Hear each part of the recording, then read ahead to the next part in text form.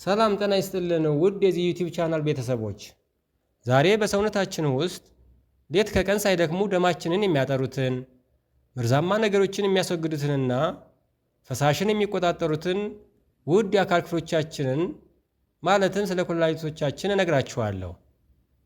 ኩላሊት ስራውን ማቆም ሲጀምር ወይም አደጋ ላይ ሲወድቅ አብዛኛውን ጊዜ አስቀድሞ ምልክቶችን ያሳያል።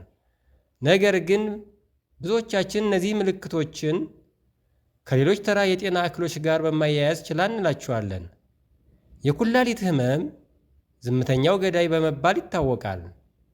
ምክንያቱም በሽታው ከፍተኛ ደረጃ ላይ እስኪደርስ ድረስ ከባድ ህመም ላይሰማን ይችላል። በዛሬው ቪዲዮ ኩላሊታችን አደጋ ላይ መሆኑን የሚጠቁሙ 7 የመጀመሪያ ምልክቶችን በዝርዝር እነግራችኋለሁ። እነዚህ ምልክቶች ቀድሞ ማወቅ ህይወትን ሊያድን ይችላል። እስከ ቪዲዮ መጨረሻ ድረስ አብራችሁ ይቆዩ። አንደኛው ምልክት የሽንት ቀለም መለወጥና የሽንት መፈጠር ዑደት መዛባት ነው። ኩላሊታችን ፈሳሽንና ቆሻሻን የማጣራት ቀጥተኛ ኃላፊነት ስላለው የመጀመሪያው የችግር ምልክት የሚታየው በሽንታችን ላይ ነው። እዚህ ጋር 3 ዋና ዋና ነገሮችን ማስተዋል አለብን። የመጀመሪያው የሽንት ቀለም መቀየር ነው። ሽንቶ በጣም የጠቆረ፣ ደም የቀላቀለ ወይም የቡና ቀለም መልክ ከያዘ ኩላሊቶ ደም እያሳለፈ መሆኑን ሊጠቁም ይችላል። ሌላው ሁለተኛው የሽንት መብዛት ወይም ማነስ ነው። በተለይ በምሽት በተደጋጋሚ ለሽንት መነሳት ወይም በተቃራኒው ቀኑን ሙሉ የሚወጣ የሽንት መጠን በጣም ማነስ የኩላሊት ማጣራት አቅም መቀነሱን ያሳያል። ሌላው ሶስተኛው አረፋማ ሽንት መኖር ነው። ሽንቶ ሲወጣ ከመጠን በላይ አረፋ የሚሰራ ከሆነ እና ውሃ ቢለቀቅበት እንኳን በቀላሉ የማይጠፋ ከሆነ ይህ በሽንቶ ውስጥ ከፍተኛ የፕሮቲን ወይም አልቡሚን መጠን እየወጣ መሆኑን ያሳያል። ይህ ማለት ኩላሊቱ ፕሮቲንን በሰውነቱ ውስጥ ማስቀረት ሲገባው እያሳለፈ ነው ማለት ነው። ሌላው ሁለተኛው ምልክት የሰውነት ክፍሎች ማበጥ ነው። ኩላሊት በትክክል መስራት ሲያቅተው በሰውነታችን ውስጥ የሚገኘውን ትርፍ ፈሳሽና ጨው ወይም ሶዲየም ማስወገድ አይችልም።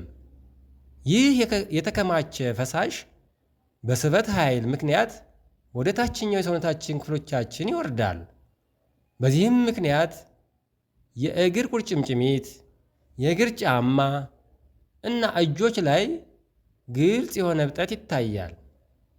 ሌላው ትልቅ ምልክት ደግሞ ጠዋት ከእንቅልፍ ሲነሱ በአይን ዙሪያ የሚታይ እብጠት ነው። ይህ የሚሆነው ኩላሊት ከፍተኛ መጠን ያለው ፕሮቲን በሽንት መልክ ስለሚያስወጣ በደማችን ውስጥ ያለው የፈሳሽ ሚዛን በመዛባቱ ነው። ሶስተኛው ምልክት ደግሞ ከፍተኛ የድካም ስሜት፣ የመዛልና የትኩረት ማጣት ምልክት ነው። ጤናማ ኩላሊቶች ኤሪትሮፖኢንቲ የተባለ ሆርሞን ያመርታሉ። ይህ ሆርሞን ሰውነታችን ቀይ የደም ሴሎችን እንዲያመርት ያዘዋል። ቀይ የደም ሴሎች ደግሞ ኦክሲጅንን ወደ ተለያዩ የሰውነታችን ክፍሎችና ወደ አእምሯችን ያጓጉዛሉ። ኩላሊት ሲታመም ግን ይህ ሆርሞን አይመረትም። በዚህም ምክንያት የቀይ የደም ሴሎች ቁጥራቸው ይቀንሳል፣ ወይም የደም ማነስ ወይም አኒሚያ ይከሰታል። ኦክሲጅን ለጡንቻዎቻችንና ለአእምሯችን በበቂ ሁኔታ ስለማያደርስ አንደኛ በቂ እንቅልፍ ቢተኙም እንኳን የማይለቅ ከፍተኛ የድካም ስሜት ይሰማዎታል። ሁለተኛ በቀላሉ ይደክመዎታል፣ ደረጃ መውጣትና መውረድ ይከብደዎታል። ሶስተኛ በስራው ላይ ትኩረት የማድረግ ችሎታው ይቀንሳል፣ የማዞር ስሜትም ሊኖር ይችላል። ሌላው አራተኛው ምልክት ከባድ የቆዳ ማሳከክና መድረቅ ነው። ጤናማ ኩላሊት በደማችን ውስጥ ያሉ ማዕድናትንና አልሚ ምግቦችን በትክክለኛ መጠን እንዲቀመጡ ያደርጋል። ኩላሊት ማጣራት ሲያቅተው ግን እንደ ፎስፈረስ ያሉ ማዕድናት በደም ውስጥ ከልክ በላይ ይከማቻሉ። ይህ በደም ውስጥ የሚገኝ ከፍተኛ የቆሻሻና የማዕድናት ክምችት ቆዳችን ላይ ከፍተኛ ለውጥ ያመጣል። በዚህም ለውጥ ምክንያት የሚከተሉት ምልክቶችን ያሳየናል። አንደኛ፣ ቆዳው በጣም ይደርቃል፣ ይሰነጠቃል። ሁለተኛ፣ ምንም አይነት የቆዳ በሽታ ሳይኖርቦት ከውስጥ የሚመጣ የመዋጨር ፍላጎት ወይም ከባድ የማሳከክ ስሜት በሰውነቶ ላይ ይከሰታል።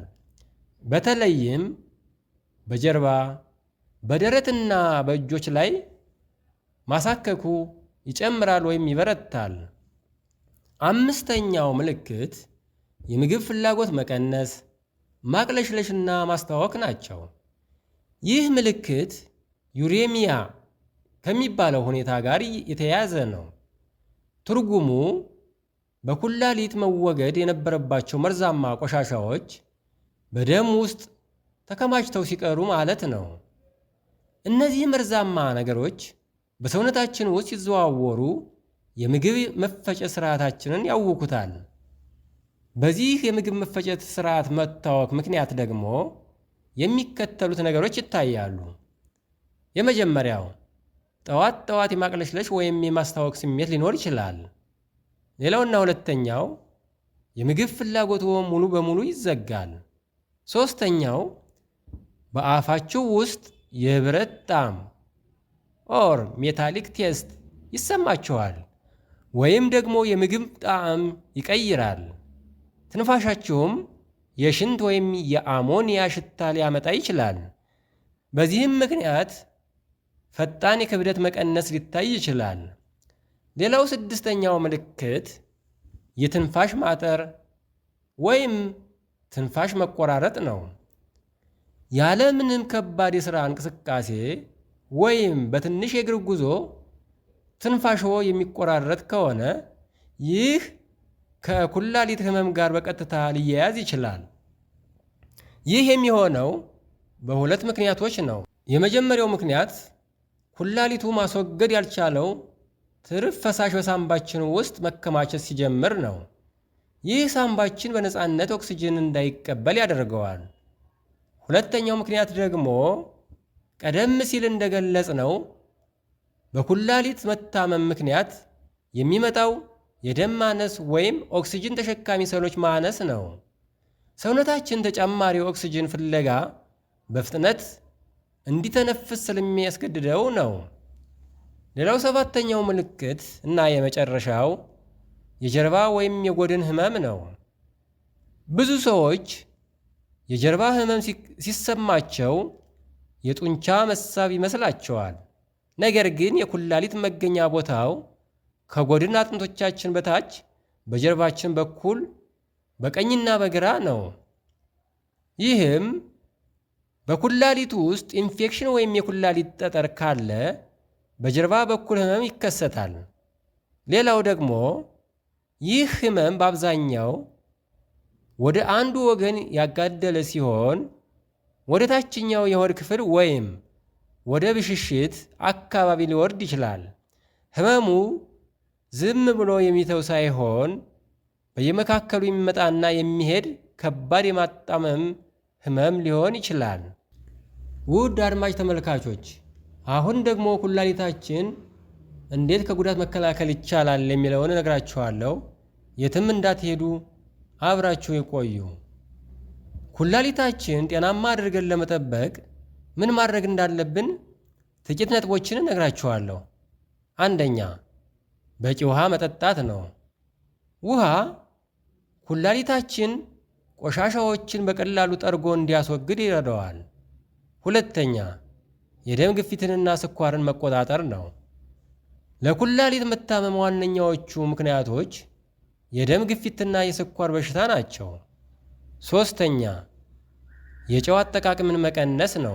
ከፍተኛ ጨው መመገብ የደም ግፊትን በመጨመር ኩላሊትን ይጎዳል። አራተኛ፣ የህመም ማስታገሻ መድኃኒቶችን መቀነስ ነው። ያለ ሐኪም ትዕዛዝ የሚወሰዱ እንደ ዲክሎፌናክ፣ ኢቡፕሮፊን ያሉ መድኃኒቶች በብዛት መውሰድ ኩላሊታችንን ያበላሻሉ። 5ኛ የሕክምና ምርመራ ማድረግ ነው።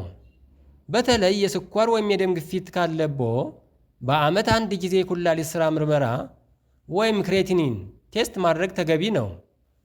ውድ ተመልካቾቼ ዛሬ ያነሳኋቸው 7 ምልክቶች በሰውነታችሁ ላይ ወይም በቤተሰቦቻችሁ ላይ ካስተዋላችሁ ሳትዘገዩ ወደ ሕክምና ተቋም በመሄድ የሽንትና የደም ምርመራ ማድረግ ያስፈልጋል። አስታውሱ፣ ቀድሞ መመርመር ኩላሊትን ሙሉ በሙሉ ከጥፋት ይታደጋል። ለዛሬ የነበረን መረጃ ይህንን ይመስላል። ቪዲዮው ጠቃሚ ሆኖ ካገኛችሁት ላይክ ማድረጋችሁን አትርሱ። ለሌሎችም እንዲደርስ ሼር አድርጉት። ለቻናላችን አዲስ ከሆናችሁ ደግሞ ሳብስክራይብ በማድረግ የደወል ምልክቱን በመጫን ሁልጊዜ የሚለቀቁ የጤና መረጃዎችን መከታተል ትችላላችሁ። ስለተከታተላችሁ ከልብ አመሰግናለሁ። ጤና ለእናንተ ይሁን። ደህና ሰንብቱ።